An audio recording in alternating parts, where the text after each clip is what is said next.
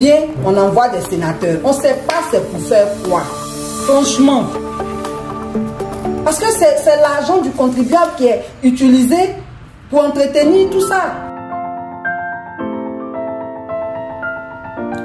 Citoyens, citoyennes, nous sommes actuellement dans un contexte très difficile de cherté de la vie généralisée.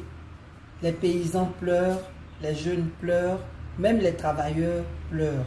Tout le monde gémit. Et on continue de faire des nominations qui ne sont pas toujours opportunes. C'est pour cela que nous avons fait cette vidéo, pour attirer votre attention sur notre responsabilité vis-à-vis de ce qui se passe. Déjà en 2021, la cherté de la vie sévissait lorsque le gouvernement a cru bon de nommer des ministres-gouverneurs.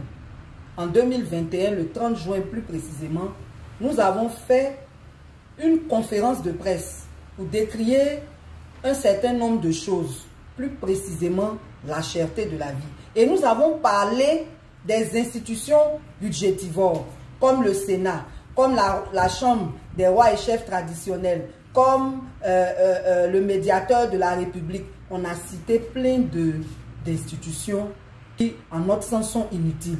Le Sénat, parce que jusque-là, on avait fonctionné sans Sénat. On vient, on envoie des sénateurs. On ne sait pas c'est pour faire quoi. Franchement. Parce que c'est l'argent du contribuable qui est utilisé pour entretenir tout ça. Au Sénégal, là, les gens ont supprimé le Sénat parce que là-bas, là, on écoute le peuple. Chez nous, ici, là, non seulement on ne nous écoute pas, mais on nous nargue. Et c'est après cette conférence de presse du 30 juin que le Premier ministre Patrick Achis s'est rendu à Adjamé pour vérifier les cours sur le marché. Mais c'est aussi après cette conférence qu'on a nommé jusqu'à 14 ministres-gouverneurs. C'est-à-dire que quand on enlève des gens dans un gouvernement, on se croit obligé de les placer quelque part. Par rapport à quoi? C'est des gens qui avaient leurs compétences, qui avaient leur travail. Quand ils ne sont plus ministres, ils retournent à leur vie d'avant. Quel est le problème? On nomme des ministres-gouverneurs. Pendant qu'on a un préfet de région, pendant qu'on a un président de conseil régional. Et ça crée des conflits de compétences. Au-delà des conflits de compétences, c'est l'argent du contribuable qui est encore gaspillé. Cet argent qu'on pouvait prendre pour investir dans les infrastructures de base. Il y a des zones aujourd'hui en Côte d'Ivoire, là, il n'y a pas d'hôpitaux. Il y a des hôpitaux qui ne sont pas équipés. Il y a des zones où il n'y a pas d'école. Vous voyez sur le net toutes ces images d'écoles délabrées. C'est quoi le problème? Normalement, les gens gouvernent pour le peuple. Et normalement, c'est le peuple qui met les gens au pouvoir pour les gouverner. Vous faites ce que vous voulez. Mais ce n'est pas sérieux. C'est même pas sérieux.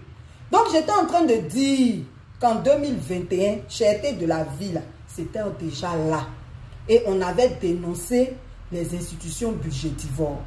Par rapport au Sénat particulièrement, là, aux États-Unis où les gens ont 350 millions d'habitants, c'est-à-dire plus de 10 fois plus de millions d'habitants qu'en Côte d'Ivoire, ils ont 100 sénateurs. Nous, on a 99 sénateurs. Et sur les 99 sénateurs, là, le chef de l'État en nomme 33, le tiers. C'est quoi? Écoutez-nous un peu, c'est quoi le problème? Donc c'est dans ça, on est arrivé encore en 2022, où la cherté de la vie est devenue pire même qu'en 2021. Malgré toutes les fameuses mesures on prend, plafonnement par-ci, contrôle des je ne sais quoi par-là. Mais ça augmente, ça va en augmentant. En 2022, on avait demandé aussi en 2021 qu'on puisse réduire le nombre de membres du gouvernement qui était pléthorique. On avait une cinquantaine de ministres et secrétaires d'État confondus. Donc en avril 2022, ils sont venus faire un nouveau remaniement ministériel où ils ont nommé 32 ministres. Ça, c'est une très bonne chose. Mais il aurait fallu qu'on en reste là. On n'en est pas resté là. 2023, où la cherté de la vie est devenue pire qu'en 2022, aujourd'hui, 4 octobre, là, on vient encore de faire des nominations. On avait entendu dans les coulisses qu'on voulait nommer un représentant du chef de l'État. Ça veut dire quoi? On a un vice-président de la République. Ça veut dire quoi, haut représentant?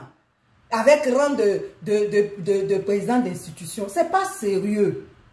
On sait que vous êtes habitués aux violations constitutionnelles, mais respectez-nous un peu.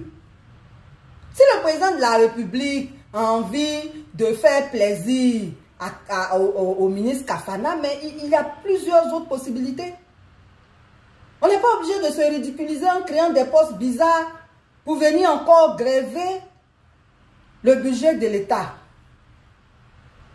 Ça veut dire quoi? Au représentant du président de la République, ça veut dire quoi? Il va venir faire quel travail que le vice-président de la République ne peut pas faire? Donc, on voudrait attirer l'attention de tous les Ivoiriens. Nous sommes dans un contexte de cherté de la vie où même tout le monde se plaint. Même ceux qui ont eu la chance d'être reçus à des concours, l'État même les maltraite parce qu'on ne les affecte pas. Donc, on veut dénoncer le mépris de la volonté du peuple. Nous, là, on ne se plaint pas pour se plaindre. On fait des propositions. Et quand on fait des propositions, là, c'est dans l'optique d'aider ceux qui gouvernent à prendre de meilleures décisions. Ce n'est pas méchant.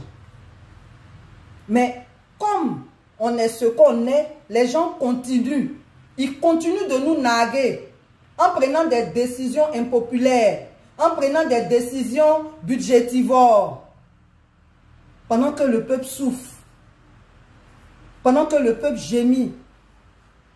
Et c'est dans ça, le ministre du Transport se lève ici, il prend des décisions. Le ministre du Commerce se lève là-bas, il prend des décisions. Non, il n'y aura pas d'augmentation, mais ça ne dépend pas de vous, messieurs les ministres.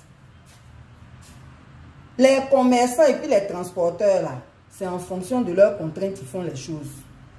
Mais par rapport aux transporteurs, il y a un problème. Parce que même les mois où il n'y a pas eu d'augmentation de carburant, là, ils ont augmenté le transport. Essayez de maîtriser un peu les choses.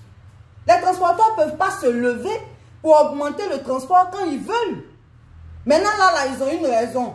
On a augmenté le carburant. Et c'est encore nous qui payons. Nous qui gémissions déjà là, c'est encore nous qui payons. Et vous nous narguez avec vos nominations farfelues. Donc franchement, moi, je voudrais ce matin interpeller le gouvernement, interpeller le président de la République pour dire qu'on n'est pas dans une démocratie. Parce qu'il n'y a pas de séparation des pouvoirs dans les faits. Les institutions même qui doivent protéger les citoyens, c'est eux-mêmes qui nous briment. La police nous brime, la gendarmerie nous brime, la justice nous brime. On ne sait même plus à quel sein se vouer. Et le chef de l'État ne nous écoute pas pour prendre des décisions qui nous satisfassent, qui nous apaisent un peu.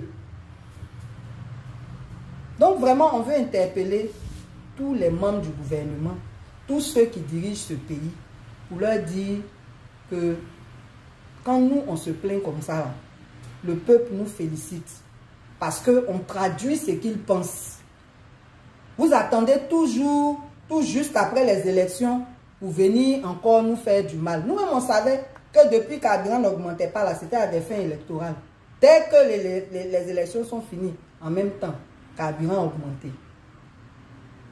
Et puis quand on prend des mesures, on doit pouvoir prendre des dispositions pour qu'elles soient effectivement appliquées. Il ne faut pas prendre des mesures pour prendre des mesures. Les contrôleurs du ministère du Commerce, ils servent à quoi? On ne comprend pas. Donc, je disais que je voudrais interpeller tous ceux qui nous gouvernent pour nous dire que quand on n'écoute pas le peuple, c'est très dangereux. Et ça peut être fatal.